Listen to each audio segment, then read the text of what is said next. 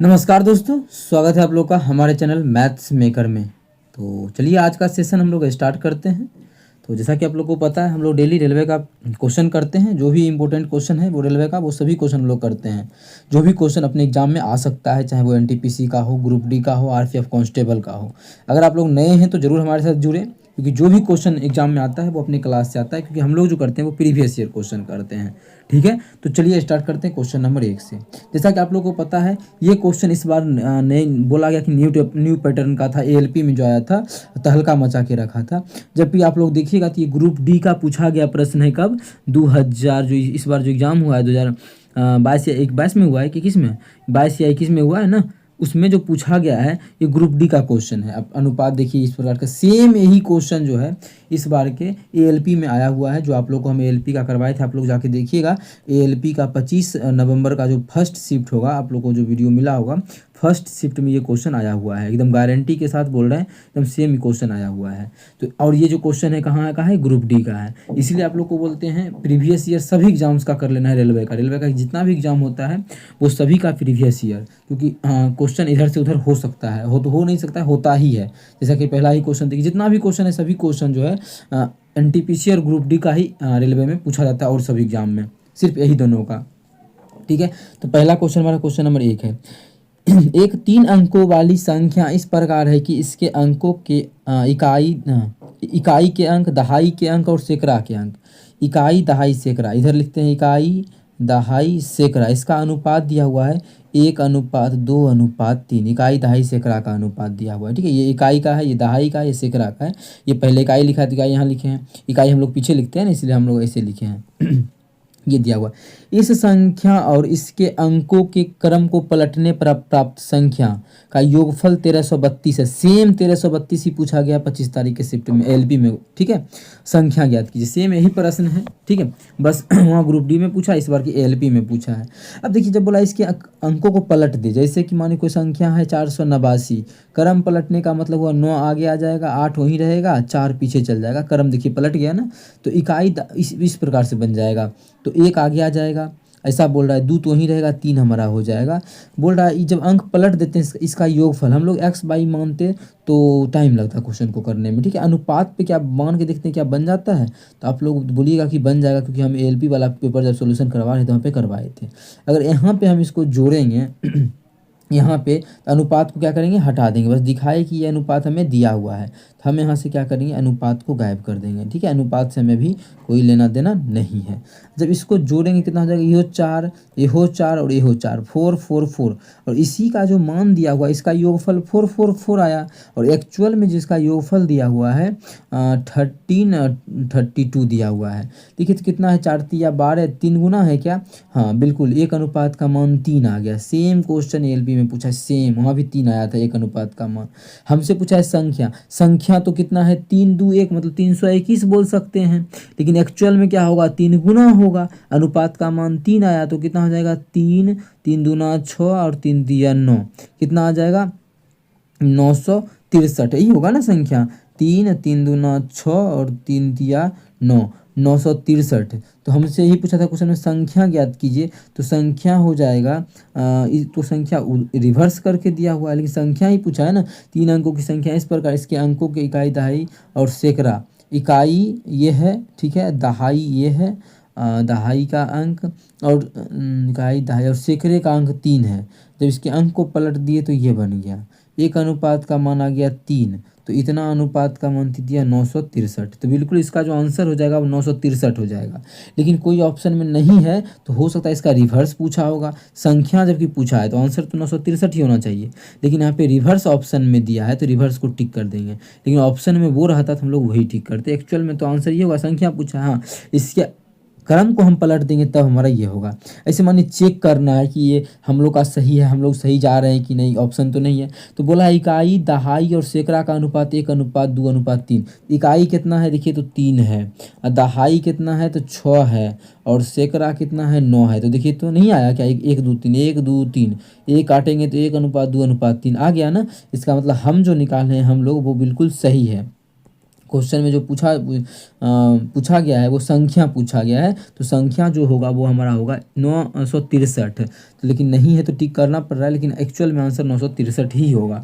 उम्मीद करते हैं आप लोग को समझ में आया होगा। एएलपी में पूछा गया है, जबकि ग्रुप डी का क्वेश्चन है इस बार की एएलपी की परीक्षा में आया हुआ है। ज़रूर आप लोग देखें, हम बार बार इस बात को बोल रहे हैं क्योंकि इससे आप लोग को ये पता चलेगा कि हाँ, ग्रुप डी का भी क्वेश्चन एएलपी जेई में भी आ सकता है, टेक्नीशियन में भी आ सकता है, चाहे एनटीपीसी का। एनटीपीसी और एएलपी का एक ऐसा पेपर है कि सभी एग्जाम्स में इसका क्वेश्चन बहुत ज़्यादा घुमाया जाता है। ठीक है, जैसा कि आप लोग को हम शुरू से ही बोल रहे हैं, जब एएलपी के एग्ज़ाम से पहले से ही। और इस चीज़ को आप लोग नहीं गौर किए हैं तो ज़रूर करें और हमारे साथ जुड़े। ये आपका अपना चैनल है मैथ्स मेकर। चलिए हम लोग कर लेते हैं अगला क्वेश्चन, क्वेश्चन नंबर 2। तो देखिएगा हमारा क्वेश्चन नंबर 2 क्या है।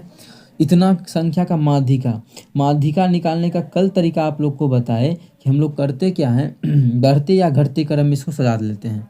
बढ़ते या घटते क्रम में सजाते हैं, उसके बाद हम लोग माध्यिका का बात करते हैं। किसी प्रकार का कोई भी दिक्कत नहीं होना चाहिए। तो बढ़ते या घटते क्रम में हम पहले देख लेते क्या वो संख्या 1 2 3 4 5 6 7 8 9 10 11। 11 वो संख्या है, तो जो बीच में आएगा वही जब सजा देंगे इसको बढ़ते या घटते क्रम में, तो 11 को संख्या है तो बीच में कितना आएगा, तो बीच में निकालने का क्या तरीका है। 11 को संख्या है तो एक जोड़ के दूसरे भाग कर देंगे, तो 6 नंबर वाला जो है वो बीच में आएगा। कितना नंबर वाला, 6 नंबर वाला। जैसे आप लोग बोलिएगा 3 गो संख्या है, मानिए यही तीनों, यही संख्या बीच में कितना आएगा, 2 नंबर वाला। कैसे निकाले, तो 3 गो संख्या था ना, तो 3 में 1 जोड़ देंगे, कितना हो जाएगा, 4 में 2 से भाग कर देंगे, दूसरा संख्या आ जाएगा। देखिए तो दूसरा संख्या बीच में नहीं आ गया। तो सजाने के बाद जो बीच में आएगा वही मेरा माध्यिका होगा। वही क्या होगा, माध्यिका। अगर 10 गो रहता संख्या तो कल आप लोग को समझा चुके हैं, वहाँ पे जो बीच में आएगा वो 2 गो संख्या आएगा, फिर उस दोनों को जोड़ के हम 2 से भाग करेंगे तो वही मेरा आंसर हो जाएगा। तो पहले हम इसको सॉल्व कर लेते हैं सबसे पहले। तो सजाने के क्रम में ही देखेंगे, जो 6 नंबर पे आ गया वही आंसर हो गया। सजाने के क्रम में पूरा नहीं सजाएंगे हम लोग। सबसे पहले छोटका लेते हैं, तो सबसे छोटा कितना है, 3 है। और फिर डबल डबल 3 है, 3 3 3 ले लिए। 3 के बाद 4 है, इसमें नहीं है, 5 है तो 5 ले लेते हैं।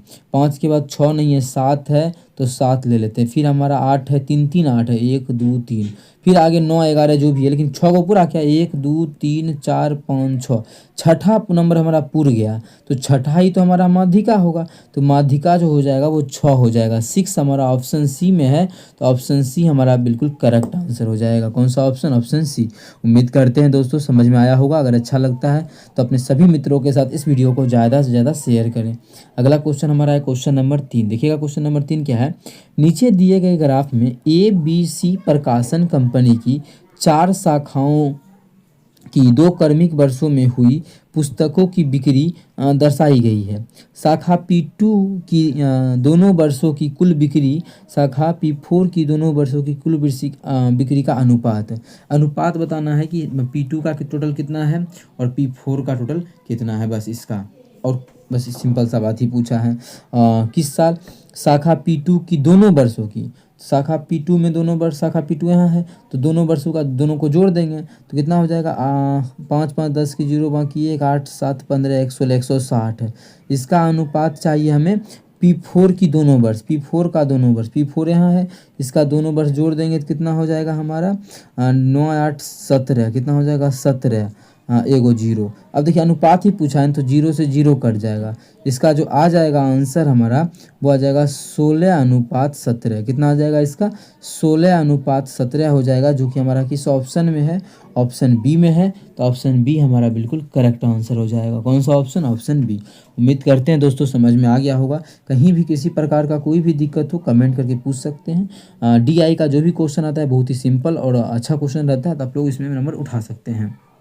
ठीक है, चलिए अगला क्वेश्चन कर लेते हैं हम लोग। क्वेश्चन नंबर 4 देखिएगा। क्वेश्चन नंबर 4 क्या है, PQ क्वेश्चन में बोला है PQ उस वृत्त का व्यास है जिसका केंद्र O है। अब देखिए पहले एक वृत्त बना लेते हैं, डायग्राम बन जाएगा तो बस क्वेश्चन समझ में आ जाएगा। और PQ क्या है, वृत्त का व्यास है। तो PQ ये मान लेते हैं, ये PQ है जो कि वृत्त का क्या है, व्यास है। तो यहाँ पे हम इसको सीधा करते हैं, ये हमारा P है और ये हमारा Q है। बोला है PQ उस वृत्त का व्यास है जिसका केंद्र O है। इसका केंद्र जो है यहाँ पे वो O बोला है, क्या है, O है इसका केंद्र। यदि उस वृत्त पर एक बिंदु R स्थित है, कहीं पे एक R स्थित है, मान लेते वृत्त पर ही है, तो मान लेते हैं कि कहीं पर मतलब यहाँ पे एक R बिंदु स्थित है। और बोला है और कोण RPO, RPO ये कोण जो दिया हुआ है RPO, तो यहाँ से हम इसका यूज करेंगे अच्छा डायग्राम का यहाँ पे, तो RP अब फिर इधर चलेंगे तो O आ जाएगा क्या, RPO। तो यहाँ जो दिया हुआ ये कोण ये है 39 डिग्री, कितना दिया हुआ है 39 डिग्री। तो हमसे पूछा है तो RQP, R कहाँ है RQP, तो हमें जो ज्ञात करना है वो RQP, हमें जो निकालना है RQP का मतलब इस कोण का मान ज्ञात करना है। तो बहुत ही आसान क्वेश्चन हो गया। सबसे पहले देखिए ये अर्धवृत्त का बात बोला है, किसका बात बोला है, ये अर्धवृत्त का, ऊपर का सिर्फ ले रहे हैं। तो अर्धवृत्त के कोण समकोण होते हैं, इसका मतलब ये जो हमारा बन गया कोण 90 डिग्री का बन गया। अर्धवृत्त के कोण समकोण होते हैं तो 90 डिग्री, ये 90 डिग्री। अब देखिए त्रिभुज के तीनों कोणों का योगफल 180, ये अकेले 90 हो गया, मतलब हो गया कि ये दोनों मिलके 90 होगा। जब ये 39 हो गया तो ये हमारा 39 एक 40 50 90, ये 51 डिग्री हुआ, तभी तो तीनों मिला के 180 पूरेगा। इसका तो क्वेश्चन हमसे इसी का मान पूछा था, क्वेश्चन पूछा था कोण RQP, तो ये जो हमारा आ जाएगा वो 51 डिग्री आ जाएगा, कितना आ जाएगा 51 डिग्री, जो कि हमारा ऑप्शन नंबर ए में है। तो ऑप्शन ए हमारा बिल्कुल करेक्ट आंसर हो जाएगा। कौन सा ऑप्शन, ऑप्शन ए।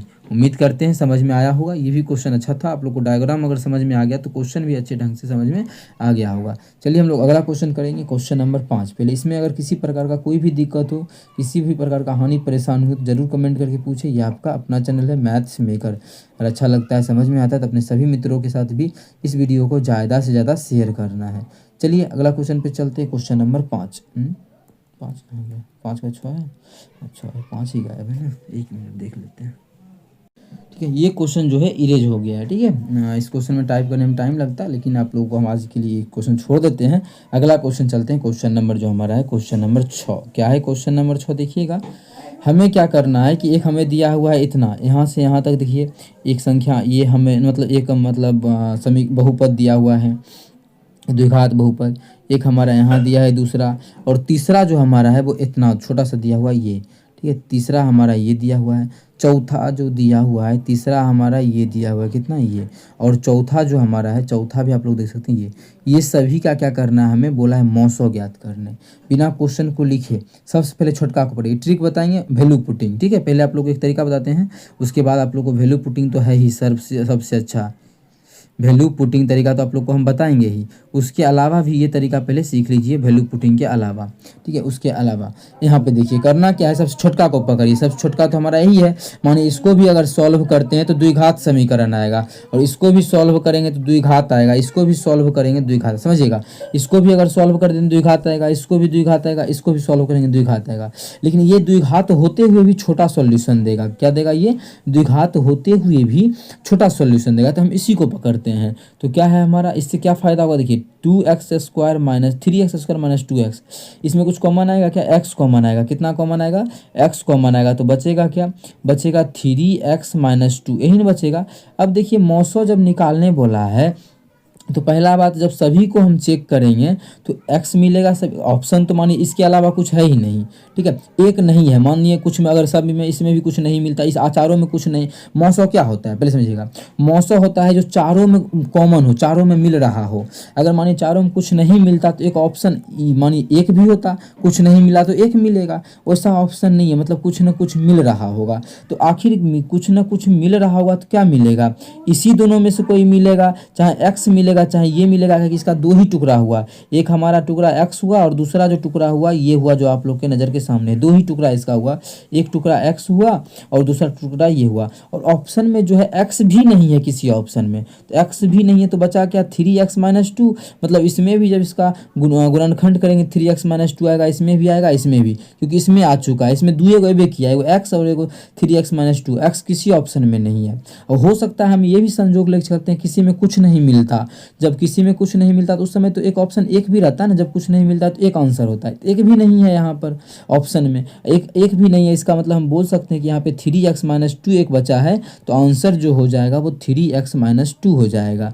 या फिर आप लोग गुणनखंड करें, उसे भी बना सकते हैं। एक ये हुआ साइड में हम इसको लगाते हैं, एक आप लोग दूसरा क्या कर सकते हैं, इसका गुणनखंड कर सकते हैं सभी का, इसका भी गुणनखंड कीजिए, इसका भी कीजिए, इसका भी कीजिए, इसका भी कीजिए। फिर देखिए कि तीनों में आखिर मिल क्या रहा है, जो तीनों में मिल रहा है वही मेरा क्या हो जाएगा, आंसर हो जाएगा। तो वो तो लंबा प्रोसेस हो गया, वो आप लोग घर में बैठ के कर सकते हैं। दूसरा और भी तरीका अगर इसी क्वेश्चन का देखें तो वैल्यू पुटिंग तरीका एक है हमारे लिए। क्या है वैल्यू पुटिंग, इसमें जितना मन करे उतना मान रखेंगे। ऐसा नहीं कि इसका सेम मान आएगा। अगर मान एक रखेंगे तो कुछ और आएगा, 2 रखेंगे तो कुछ और भी आ सकता है, 3 रखेंगे तो कुछ और भी आ सकता है। वही मान हमें ऑप्शन में भी लाना होता है। ठीक है, आप लोग जो समझ गई है आगे बढ़ सकते हैं। अगर वैल्यू पुटिंग नहीं समझना है, वैल्यू पुटिंग थोड़ा अच्छा बच्चा के लिए है। अगर आप लोग अच्छा हैं, एकदम टैलेंटेड है मैथ में, तो आप लोग तो वैल्यू पुटिंग समझ सकते हैं। तो हम क्या करते हैं, एक्स का मान अपने मन से 1 मान लेते हैं। 2 भी मानिएगा, लेकिन हम इसलिए 2 नहीं मान रहे, देखिए कितना बराबर हो जाएगा। 2 का स्क्वायर 4, 15 चौके 60, फिर 8 दूना 16, थोड़ा लंबा लंबा माना जाएगा, इसलिए हम 1 मान रहे हैं। कोई विद्यार्थी का मन करे नहीं हमको 0 मानना है तो मान सकते हैं, लेकिन 0 से होगा क्या, ये पूरा 0 हो जाएगा।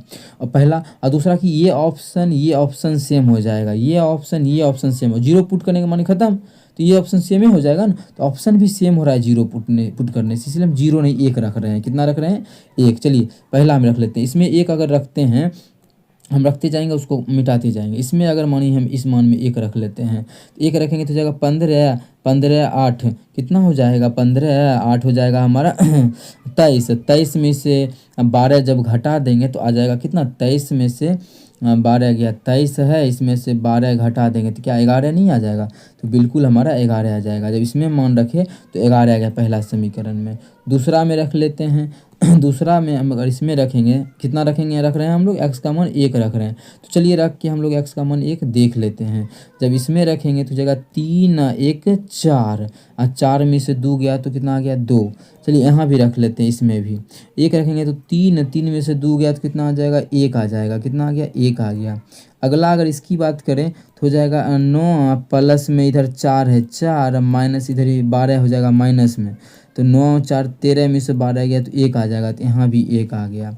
अब देखिए HCF क्या होता है, जो सब में मिल रहा है, इसमें सब में कुछ मिल ही नहीं रहा है ना। तो एक चीज़ बोल सकते हैं कि इसको जो लिख सकते हैं 11 गुना 1, इसको लिख सकते हैं 2 गुना 1। अब देखिए 1 तो सब में मिल रहा है, अगर वैल्यू पुटिंग देखिए 1 सब में मिल रहा है, इसका मतलब HCF जो आ गया वैल्यू पुटिंग करने के बाद वो 1 आ गया।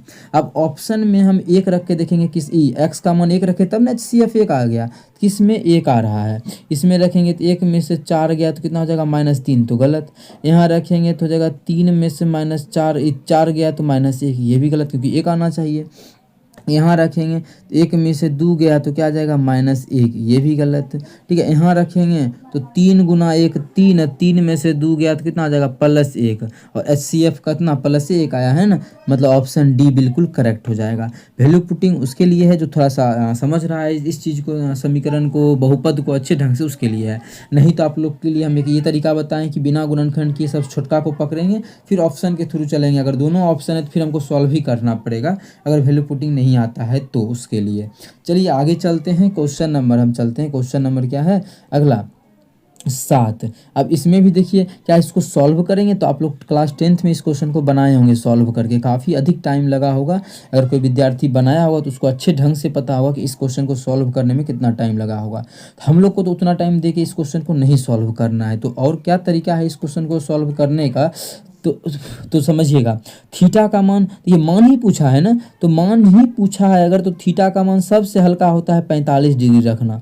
कितना डिग्री रखना, 45 डिग्री। आप लोग का जो मन करे वो रख सकते हैं, ठीक है। नहीं तो सॉल्व कीजिएगा तो बहुत बहुत बहुत टाइम बर्बाद होगा। इसका 45, इसको लिखेंगे 1/sin, इसको लिखेंगे cos/sin, फिर जितना आएगा फिर गुना करेंगे, तो बहुत काफ़ी अधिक टाइम बर्बाद होगा, जो कि हम लोग उस चीज़ को नहीं चाहते हैं, ठीक है। तो वैल्यू पुटिंग एक बहुत ही बेहतरीन तरीका है, तो रख के देखते हैं। तो cosec 45 है ना, cosec 45 का मान कितना हो जाएगा, तो वो हमारा √2 होता है, तो √2 प्लस cot 45 ही रख रहे हैं ना, तो cot 45, यहाँ भी 45, यहाँ भी 45, cot 45 का मान 1 होता है, प्लस यहाँ भी है 1, तो 1 लिखेंगे ही, इनटू इधर हो जाएगा क्या है, ये हमारा sec x 45 का मान √2 होता है, माइनस 10x का मान 1 होता है, 45 ना, हम 45 रख रहे हैं x की जगह पे, ठीक है, थीटा नहीं। अगर यहाँ पे x है तो हम लोग x को ही डिनोट करेंगे, जिससे कि आप लोग को परेशानी नहीं हो।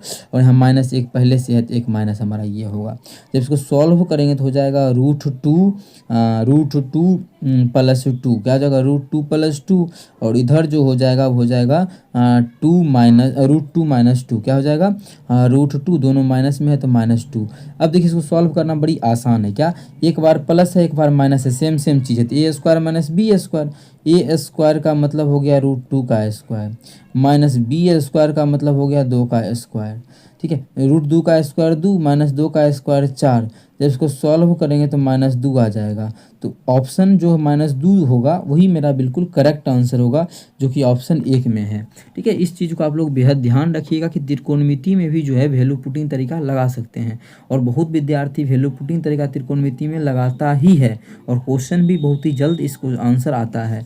इस चीज़ का भी आप लोग ध्यान रखें, तो इस प्रकार से क्वेश्चन को सॉल्व किया जा सकता है, ठीक है। ये रहा क्वेश्चन नंबर 7। अब हमारा क्वेश्चन नंबर 8 करेंगे हम लोग।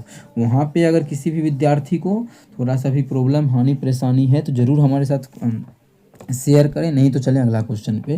क्वेश्चन नंबर 8 पे, दो व्यक्तियों की आय का अनुपात 7:5 है। इनकम का जो अनुपात दिया हुआ है 7:5 है। कितना है 7:5 इनकम का अनुपात, ठीक है 7:5।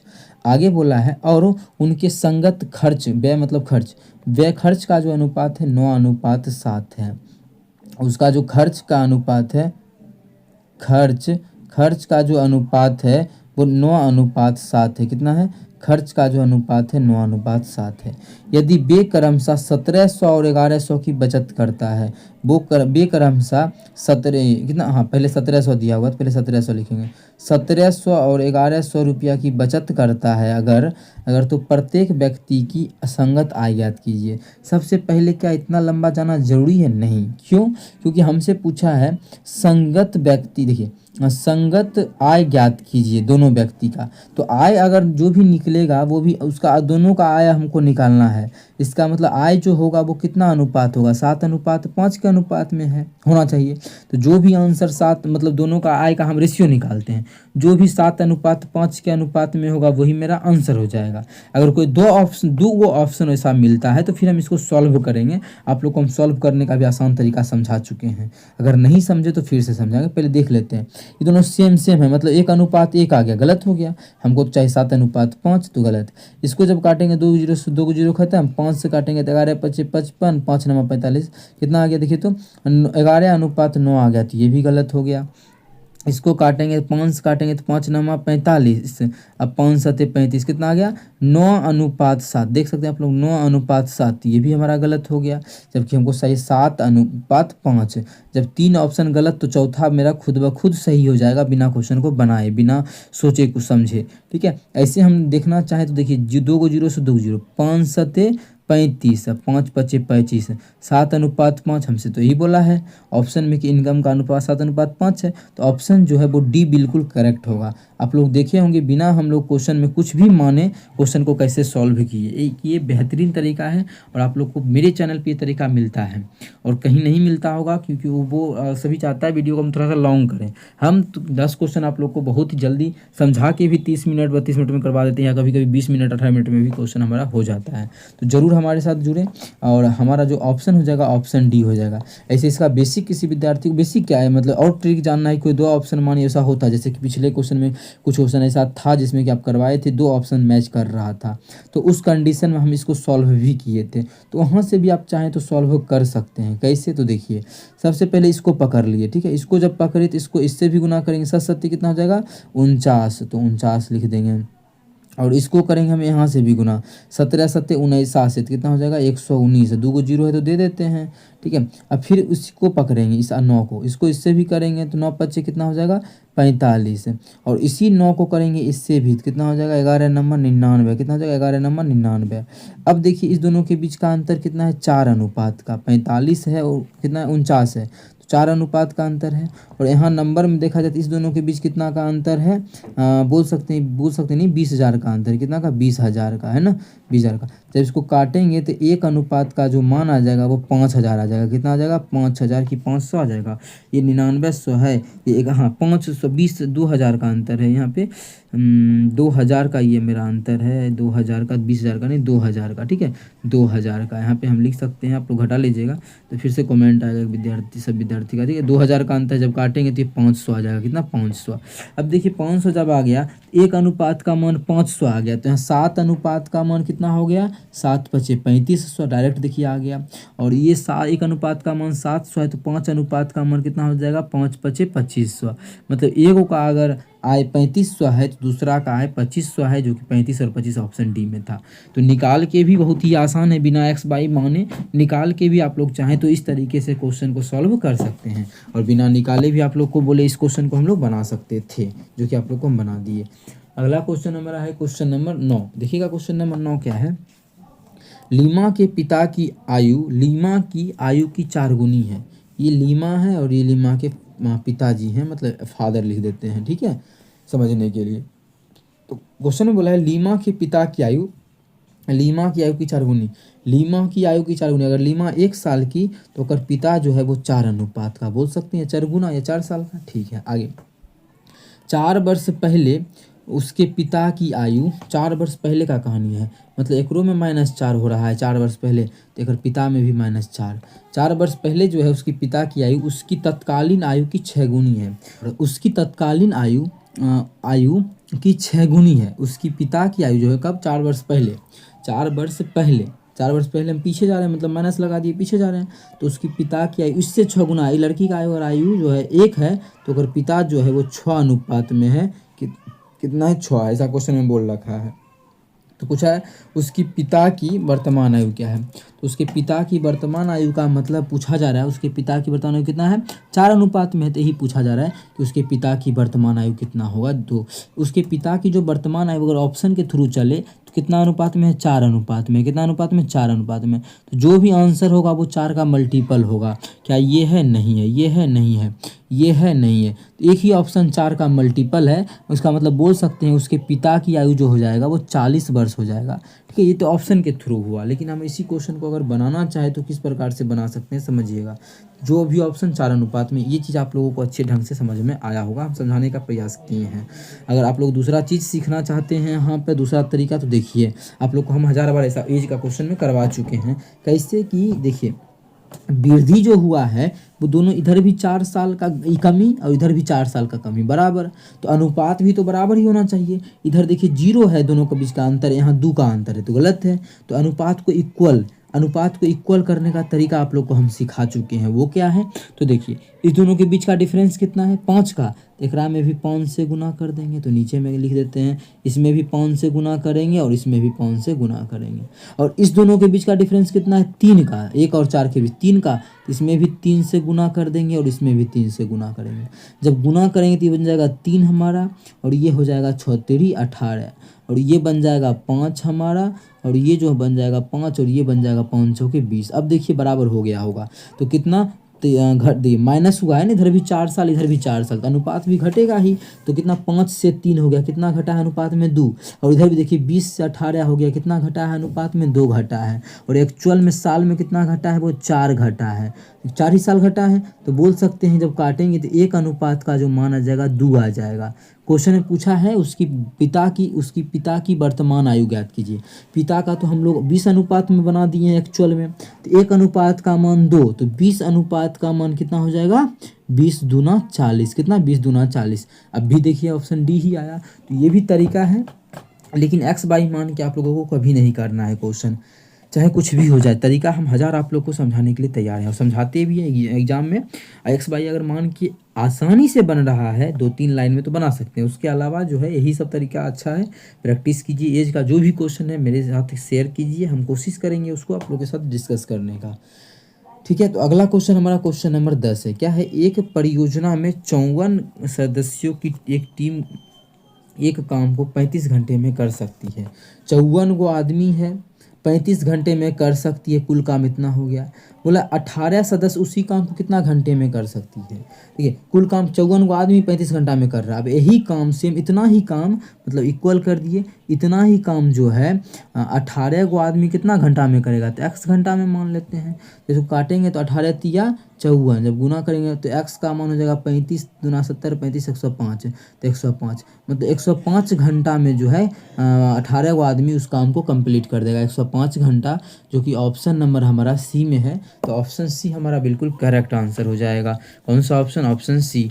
उम्मीद करते हैं दोस्तों समझ में आ गया होगा। कहीं भी किसी प्रकार का कोई भी दिक्कत हो किसी भी क्वेश्चन में, कमेंट करके पूछ सकते हैं। ये आपका अपना चैनल है मैथ्स मेकर। अगर अच्छा लगता है, क्वेश्चन समझ में आता है, तो अपने सभी दोस्तों के साथ इस वीडियो को ज़्यादा से ज़्यादा शेयर करें। चलिए मिलेंगे नेक्स्ट वीडियो में। Thank you.